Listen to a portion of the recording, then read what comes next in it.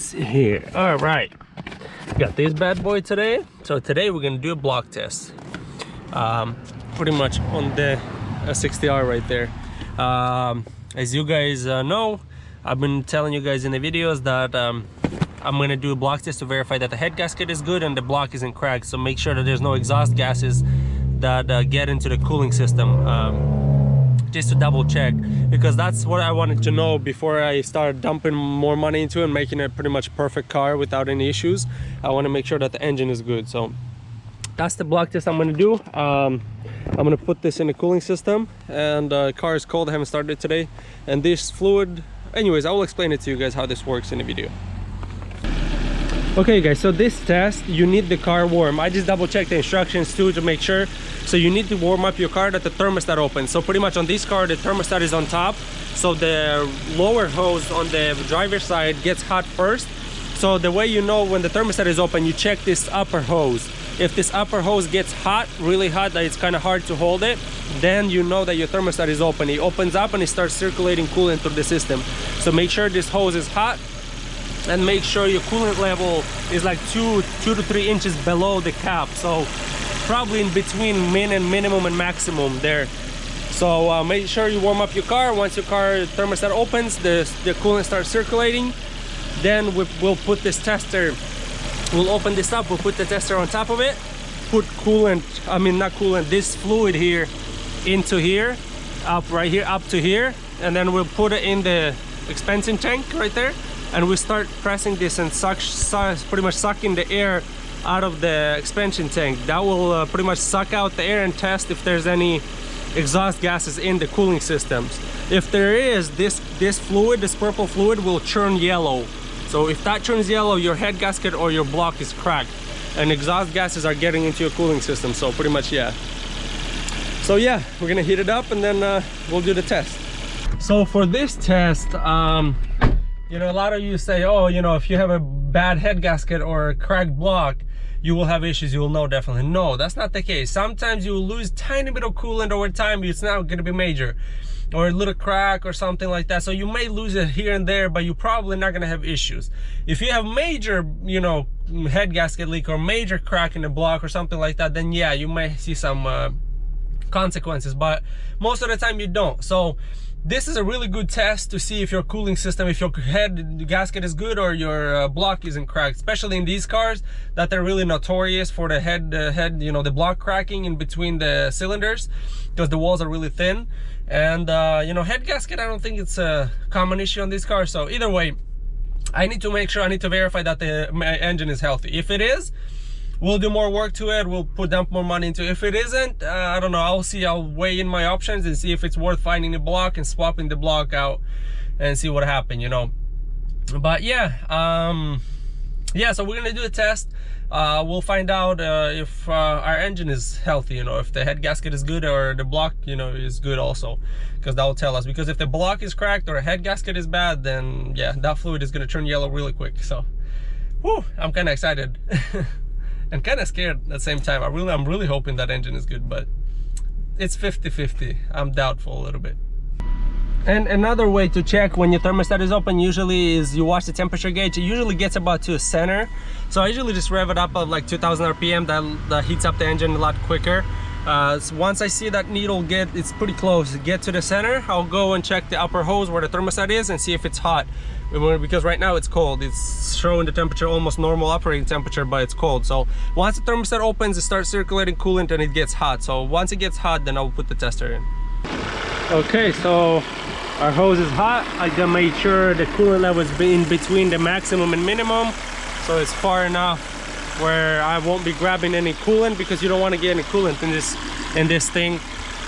So I'm gonna put this guy on here like that, make sure it's sealed, and then take this guy out right here and pour the fluid in there until I fill it to that line. And once I do that, I'll put this in and I'll start sucking air out of the coolant reservoir, and that will tell me if there's any exhaust gases in the cooling system. If there is, there's either a bad head gasket or a cracked block in there. So let's do it.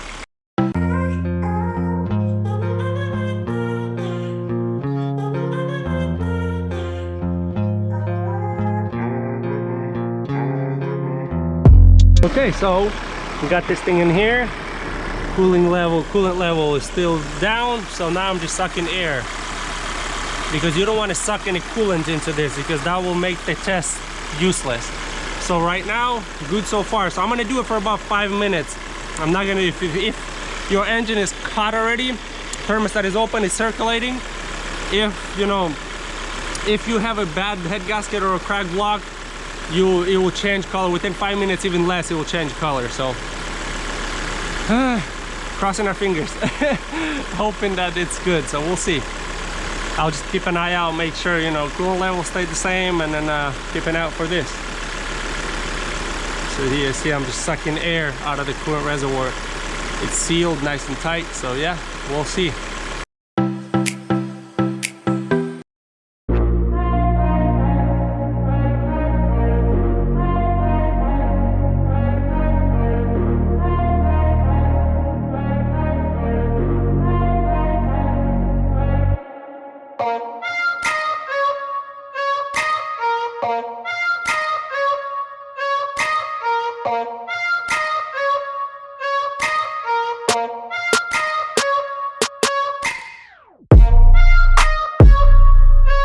Okay, you guys, if you guys saw the fast video, well, so when it turns yellow, that's how what it turns into. So I did it for about 5 minutes or so. So yeah, we definitely have a bad head gasket or a cracked block. So now I need to make a decision whether to part this thing out or rebuild it. What do you guys think? Let me know in the comments below. Should I rebuild it, or should I just part it out and then use the money that I get for the part out and try to get another car, a project that's with a good engine? What do you guys think? I'm just kind of debating right now, you know. I mean, I bought this car knowing that that's probably going to be the issue, you know, but you know, I wanted to do this test. Well, I mean, it's a good test for you guys, because I haven't seen a single test done like this on these cars on YouTube. So I wanted to get this test done so you guys can see it. So it's pretty simple test. Make sure your fluid is like right in the center.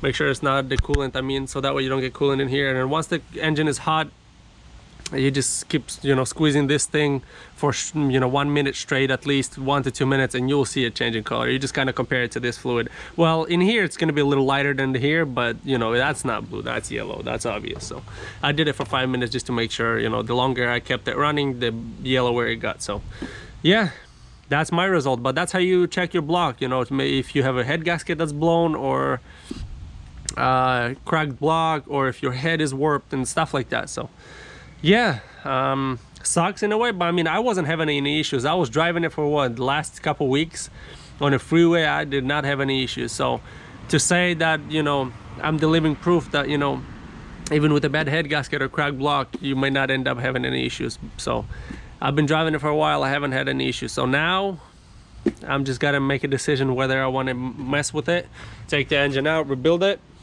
or just get another engine, just do an engine swap, or just part this car out and get another one. You know, I'm just kind of debating right now. Let me know in the comments below what you guys think I should do. Boy. So that's gonna be it for today's video. Hope you guys enjoyed it. Hope you guys found it helpful. You know, I'm trying to do things and post things that you guys can be helpful to you guys more than it is to me, because this kind of stuff, I mean, I could have done it, you know, just on my own, but I want to post as much as possible information on these cars. How you guys, anybody, you don't even have to work on cars or know how to work on cars to be able to do one of these. Just go buy one of these things. And I bought this on Napa Auto Parts, and yeah, just do it at home. It's as simple as that, and you will know what your problem is. I mean, you don't have to pay a couple $100 to go to the shop so the shop can tell you this, and then you pretty much this is an expensive fix. This is a couple $1,000 fix, because that engine has to come apart. And yeah, if the block is cracked, I don't know if the block is cracked or the head gasket is bad. I'll find that out if I take the engine apart, take the head off. But you know, it's just one of those things that really cost a lot of money. It's probably like 15 hours labor, so probably you're looking at about $2,000 labor and parts in a shop, probably, to do one of those things. If it's a head gasket. If it's a block, yeah, you're gonna have to get a block, so that's probably gonna even be in a $2,500–3,000 job. So yeah, this is one of the things that is going to be really helpful to any of you guys, you know, at home that have a suspicion that your head gasket could be bad or your block could be cracked. Just do one of these tests. It's quick, easy test, and it will save you a lot of money and a lot of headache. I mean, it will just, yeah, I mean, you may be disappointed like I am now, but who cares? You know, you found out, you didn't have to take it anywhere. Now I just got to decide what I want to do moving forward. But yeah, this car needs shocks. I don't know, I was planning on either doing the 4C or just putting regular shocks on there and putting resistors to trick the system. So the system thinks that I'm running 4C shocks. And then the brake module, I need that fixed or reprogrammed. So I'm just kind of, that's the three now: the head gasket or the block, the brake module, and the shocks. That's all it needs. Transmission has been rebuilt. I mean, this car got everything done, really. Maybe all-wheel drive pump, I have to see. I have to swap out the filter, but that's not that expensive. So parts wise, I don't know. I'm probably looking at another 1,000 bucks, maybe 1,500 bucks if I get the block, shocks, and the brake module repaired. So this car will cost me, what, 2.5 if I get all that done. Is it really worth it? What do you guys think? Should I put my time into it? Let me know in the comments below. Again, yeah. So that will be it for today's video. Thank you guys for watching. Give this video a thumbs up, subscribe to the channel, share this video with your friends, and as usual, see you next time.